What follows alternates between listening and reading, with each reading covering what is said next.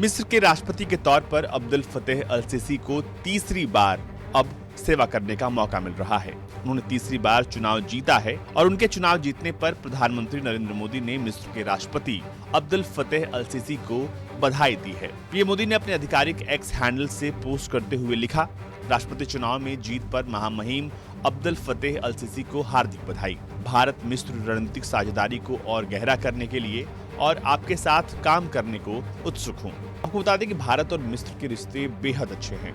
इस साल दोनों नेताओं के बीच 3 बार मुलाकात हो चुकी है।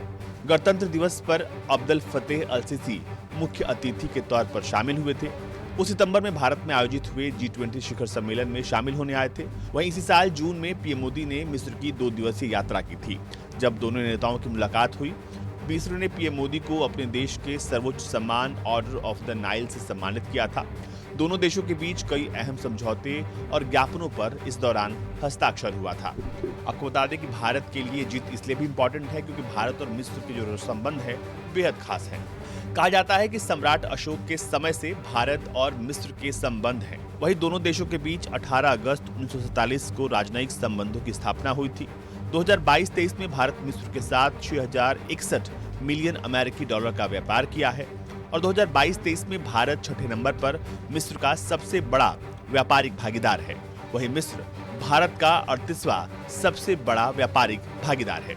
अब बताते हैं कि आखिर मिस्र के चुनाव में क्या रिजल्ट आए। अल जजीरा की रिपोर्ट के मुताबिक इलेक्शन अथॉरिटी ने कहा है कि 10 से 12 दिसंबर के बीच चुनाव में वोटों की गिनती के बाद अल सीसी ने तीसरा कार्यकाल हासिल करने के लिए 89.6% वोट प्राप्त किए हैं।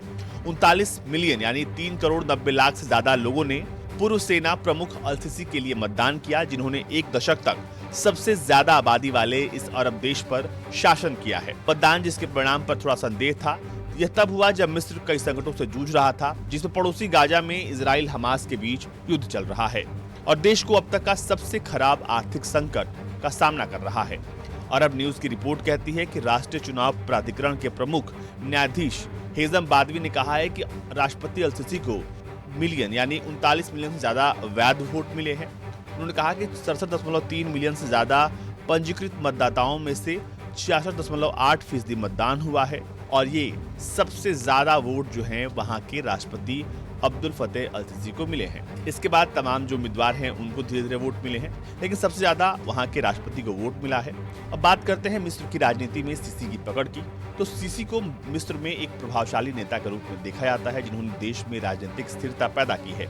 कहा जाता है कि मिस्र की सत्ता पर सीसी की पकड़ लोहे जैसी मजबूत है। राष्ट्रपति बनने से पहले सीसी मिस्र के सेना प्रमुख थे, जिन्होंने जुलाई 2013 में राष्ट्रपति मोहम्मद मुर्सी को सत्ता से हटा दिया था। इसके 1 साल बाद वो खुद मिस्र के राष्ट्रपति बन गए। सीसी का जन्म 1954 में काहिरा के गमलिया इलाके में हुआ था। सीसी का परिवार इस्लाम को मानने वाला एक धार्मिक परिवार था। उनके पिता फर्नीचर काम करते थे और परिवार चलाने लायक कमा लेते थे।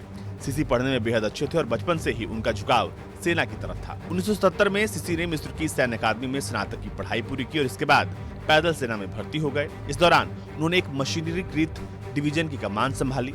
सीसी बेहद तेज दिमाग के युवा थे और देखते ही देखते वो सेना के बड़े पदों पर पहुंचने लगे।